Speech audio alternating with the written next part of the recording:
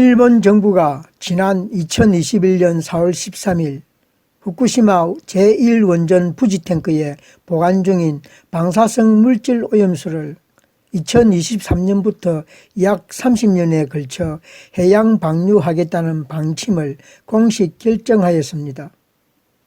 국제사회뿐만 아니라 일본 내 압도적인 반대 여론이 높은데도 바다 방류를 강행한 것입니다.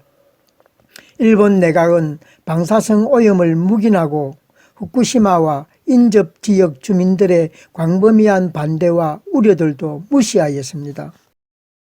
일본 정부의 후쿠시마 오염수 방류 결정은 인권 침해이자 국제해양법 위반입니다.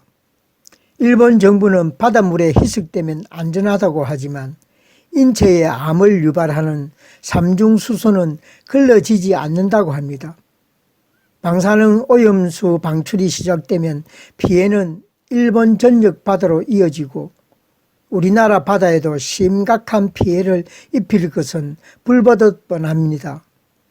기형아 물고기들이 나오고 어민들이 엄청난 타격을 입게 될 것입니다. 문제는 현재도 엄청난 방사능이 뿜어져 나오고 있고 가장 오염이 심한 곳은 1시간 만에 사람이 죽을 수도 있다고 합니다. 후쿠시마 원전 사고가 난 지 10년이 지났는데 아직도 여전히 일본 내 방사능 누출은 진행 중입니다.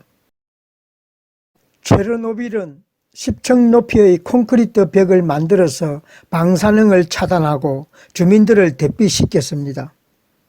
반면에 일본은 사고가 나서 피난한 사람들에게도 이제는 안전하다며 복귀를 요청하였답니다. 고농도 방사능 지역에서는 작업용 로봇도 회로가 망가져 버린다고 합니다. 2011년 3월 11일 일본 동북부 지역을 강타한 지진으로 후쿠시마 원전의 냉각수 공급이 끊기고 핵연료가 녹아내리는 원자력 발전소 사고가 발생하였습니다. 인류 역사상 두 번째로 위험한 7등급 원자력 사고였습니다.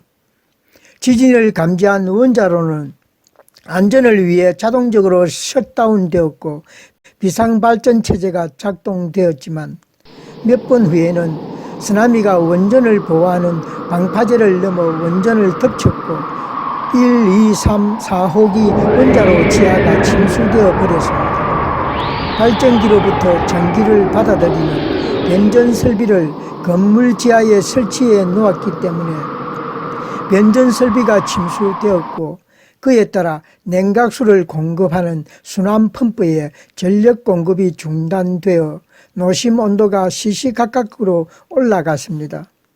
3월 12일에는 남아있던 냉각수가 모두 증발하면서 노심의 온도가 섭씨 1200도까지 상승하였으며 고온에 세계의 방호벽이 녹아내리기 시작하여 구멍이 뚫렸고 핵연료가 대기 중으로 유출되기 시작하였습니다.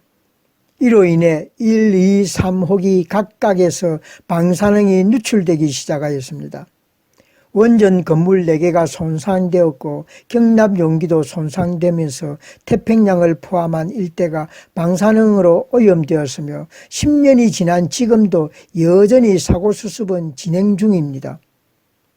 이렇게 발생된 오염수를 펀에도 계속 나오기 때문에 일본에서는 희석해서 바다에 투기하고 일부는 육상에 보관해 오고 있었습니다. 하지만 최근 육상에 보관해 오던 오염수를 필터링하여 방출할 것을 결정한 것입니다. 일본 후쿠시마 제1원자력 발전소에는 매일 방사능 오염수가 쌓이고 있습니다. 지금까지도 원자로 내에 뜨거운 핵연료봉을 식히기 위해 냉각수를 붓고 있습니다. 아직도 뜨끈뜨끈한 핵연료 산더미에 부어넣은 냉각수가 증발하고 가라앉은 오염수는 지하수와 섞여서 일부는 저장소로 들어가고 나머지는 앞바다로 흘러가고 있는데도 말입니다. 고농도 방사성 물질을 포함하고 있어 흔히들 방사능 오염수라고 부릅니다. 후쿠시마 부지 내에 빗물과 지하수까지 유입되면서 하루에 140톤씩 오염수가 나오고 있답니다. 현재 제1원전 부지 내 총 저장 용량인 137만 톤 가운데 91% 정도인 125만 톤이 저장되어 있습니다. 더 이상 방류를 하지 못하면 2022년 말 가득 찰 것으로 예상되어 더는 방출을 미룰 수 없다는 것이 일본 정부의 판단이었습니다.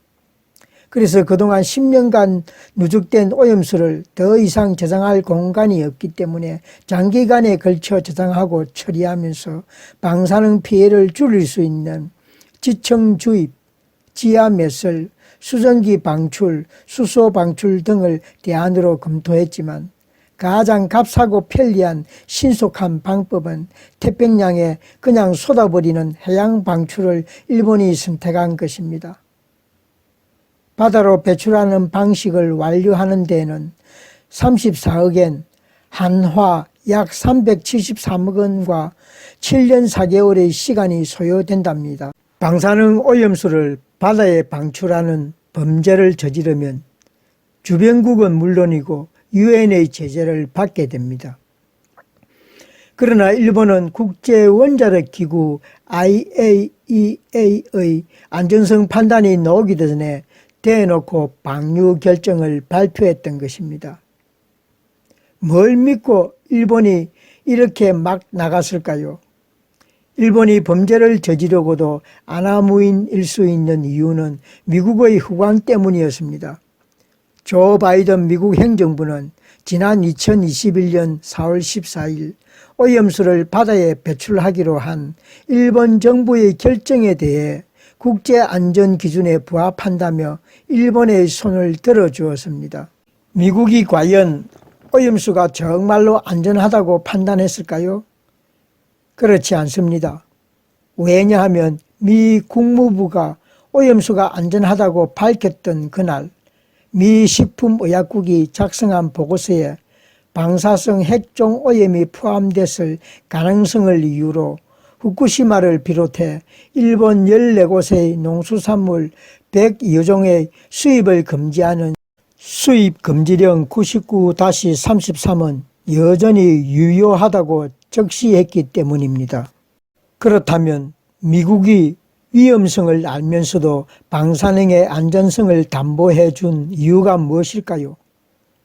그 이유는 미국이 바다 멀리 위치해 있어 오염수의 영향을 받지 않는다는 때문이기도 하겠지만 더 큰 이유는 일본과의 밀약이 존재하기 때문입니다. 그 밀약의 내용은 일본은 미국의 대중국 포위 전략의 수족이 되고 대신 미국은 일본의 방사능 유출에 방패막이가 되어 주겠다는 것이었습니다.